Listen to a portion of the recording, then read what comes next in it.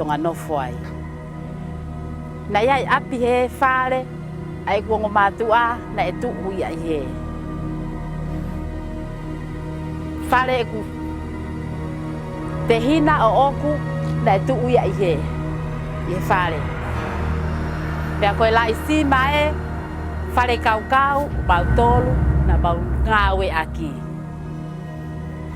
Koe a whakawhonua koe a mau tolu i he taimi koe na e tuku ia i he. O lere ai, o hifo mau a i he taimi a koe kere na hifo ai. A he musi e a hifo mau a whakawhonua.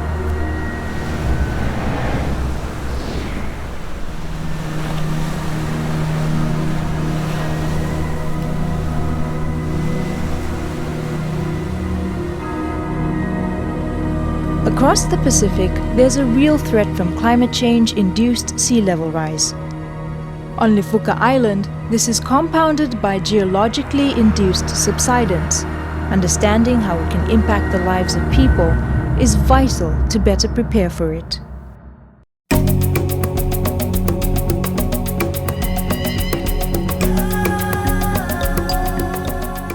The Australian Government's Pacific Adaptation Strategy Assistance Program, in partnership with the Tongan Government and the Secretariat of the Pacific Community's Applied Geoscience and Technology Division and Human Development Program, is studying how geologically caused sea level rise on the island of Lifuka has impacted the island's coastline, water supplies and communities.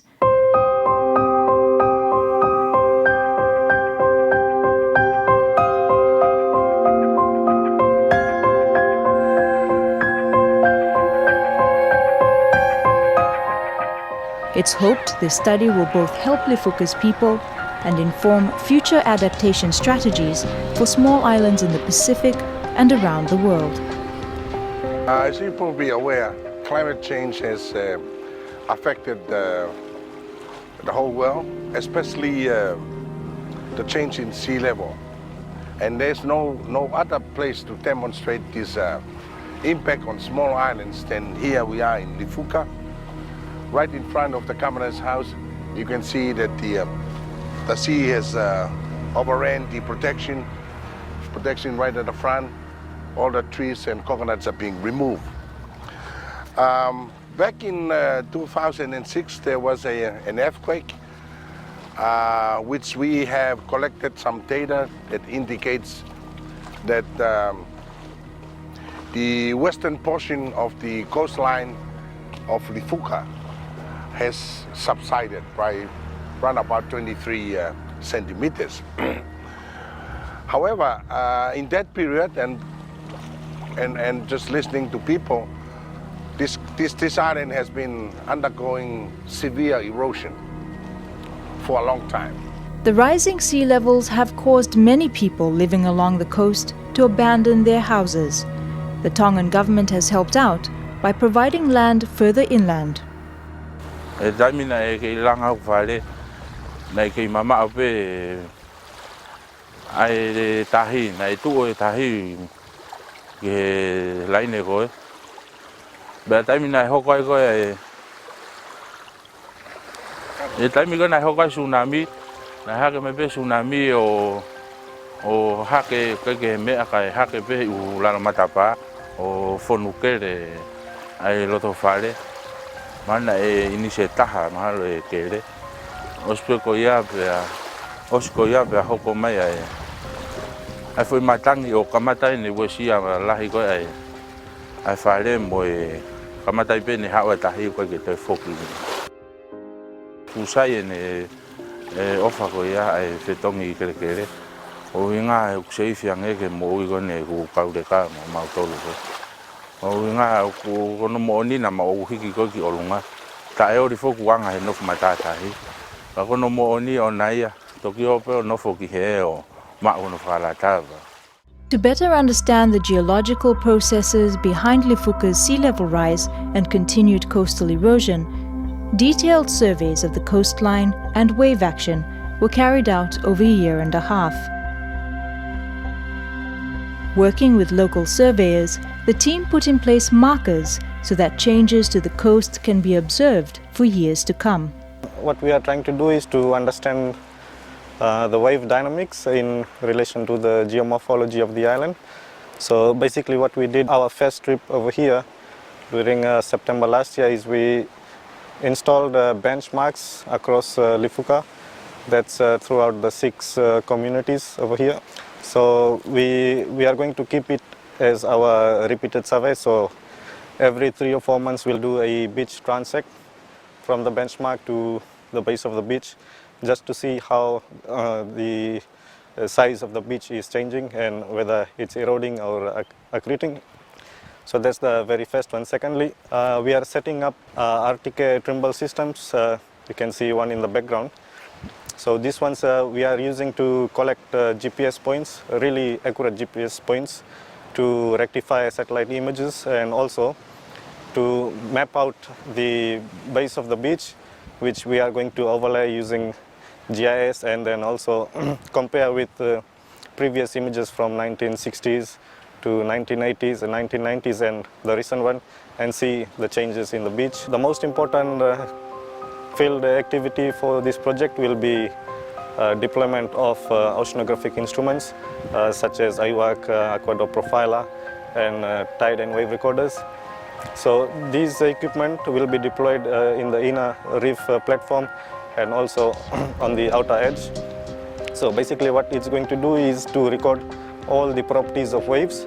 So this will help us to draw up a wave circulation chart for Lifuka and also for the inundation modeling. The data collected will be used to produce detailed maps and models of the island in order to identify the areas most vulnerable to coastal erosion and inundation.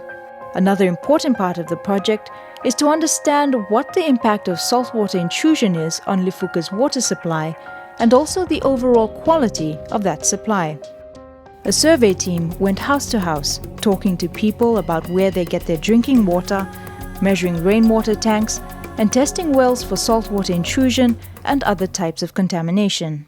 So what we're trying to do is look at how people are using their water, where they're taking their water from, and seeing what the potential impact has been as a result of the 23 centimetre subsidence or perceived subsidence that occurred due to the 2006 earthquake, and look at what that impact might have been on their water, on their groundwater resources. So we're looking at with a shallow groundwater system that we've got here, with septics and the large number of animals that roam freely, there's a potential for leaching of that contaminant down into the water table and contaminating that water. And we're seeing that is positive for a lot of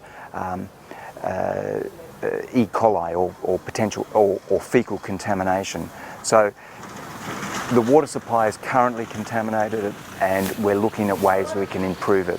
In addition to that, we've done some geophysics, which is looking to map where the water resources are, so where the groundwater systems are, and where the freshest water supply is, so that in the future, as an adaptation strategy, where they could look to improve their potential for fresher water quality through from the groundwater for a lot of their domestic needs.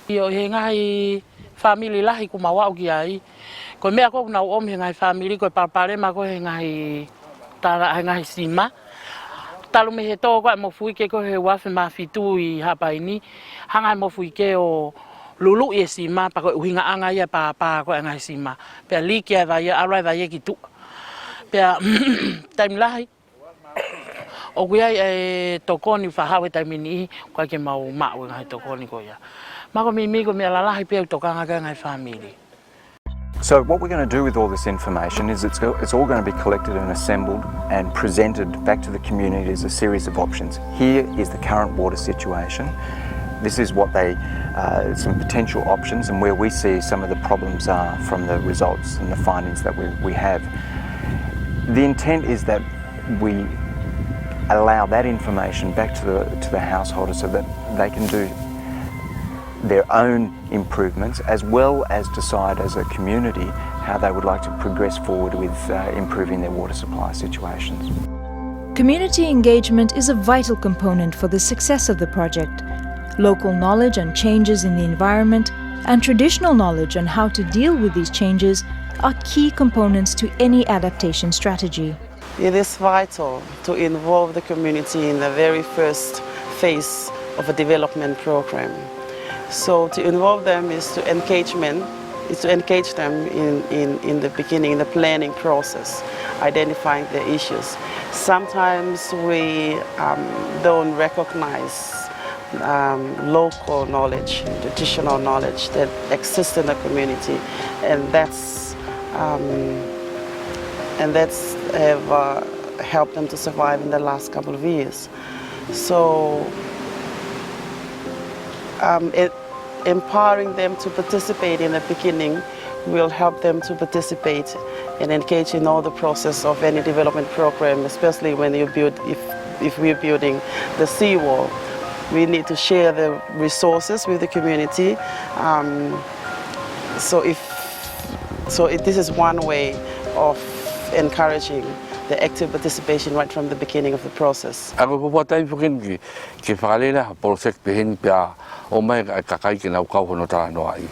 Ko po tayo min ke whai hapai. Ngone tu fo ana ko me anu na whakau ke tayo min ni pa ko para pale mano na fetala ko me tayo min. Pia ko tā no tā no ke tayo min kwa me whai ke solo ba kana para pale ma ko tau te fito ki he a me ko na mata whanga he o mai ko fo i nga ko ni ba mo whai nga workshop o te whehu e pekita he mea o na whakaukau ke ai pa ko whai ngā fua au bito no omi o nau tali he koe meu na whakaukau ke te mini. Outside the focus groups, household surveys of every family also revealed community concerns.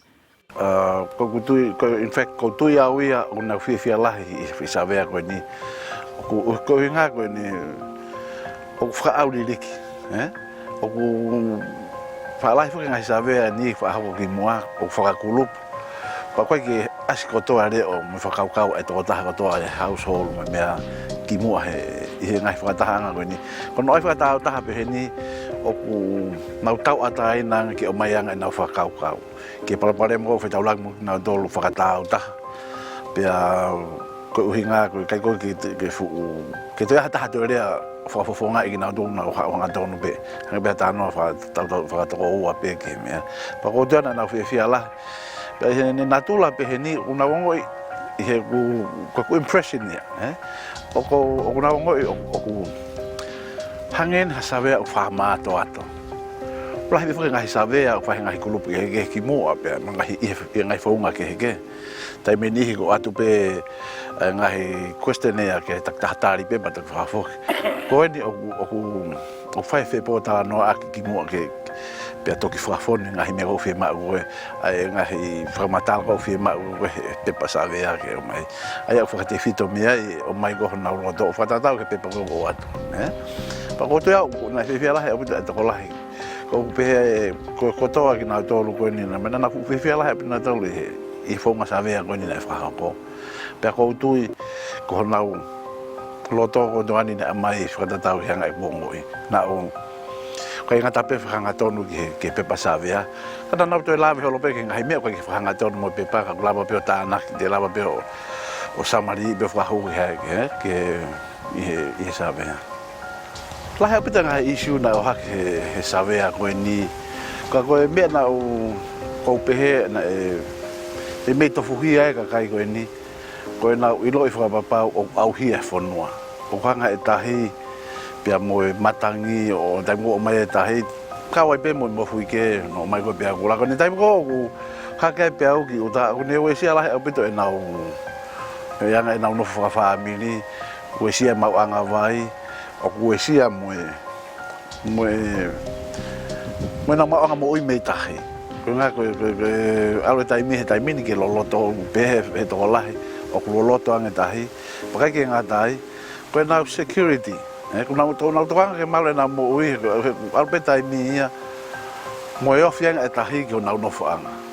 Pea ku kei whak mo I palopare mai ka pau e hoko ha palopare mai ki o nau ngahi no whaanga tēnā o kaki ila pe te mame whiha kere kere na hui ki ai, po kake ngata pe i he hiki, ka koe whakamore ko ki he hiki. O ka moe ngai palapari o whenga ngai manakari, moe whainga koe ningu. O ngari koe e uesia nao tolo he mea. Koe mea whaki e taha, koe nao mauanga mai i he ngahi taipi peheni o uesia lahi. Mahalo mo mea i kotoa pe koe waterlands koe i hapai ni o fu manifi au pita. Pea koe ne haka koe ne tahi ia o ne uesia ia e nao maawai me lalo whanua. Pea i he taimo hokai matangi. Koe nau ki pai meri ko whakate whitu kai nau ino. Oku tai he ngahi tahi ko he afuhi ko he tahi e mea lotonga hako mai ngahi mea beheni. What the Pacific Adaptation Strategy Assistance Program project on Lifuka Island shows is that any adaptation strategy needs both a strong scientific analysis of the threats and vulnerabilities to small island communities and strong community participation planning on how best to deal with climate change impacts. A strong adaptation strategy is a result of working together, increasing local capacity to monitor changes, and listening to the issues and values of the community. This project is a pilot project. It aims at whatever we collect here, whatever we do here, we duplicate the same methodology, community participation, the scientific data. If we can duplicate this on other South Pacific islands and maybe somewhere else in the world, and that's one of the aim of this exercise. If we can do this successfully here in Hapai, then we can take this methodology and apply it to other small island Pacific islands which suffer the same way as in the island of Lifuka.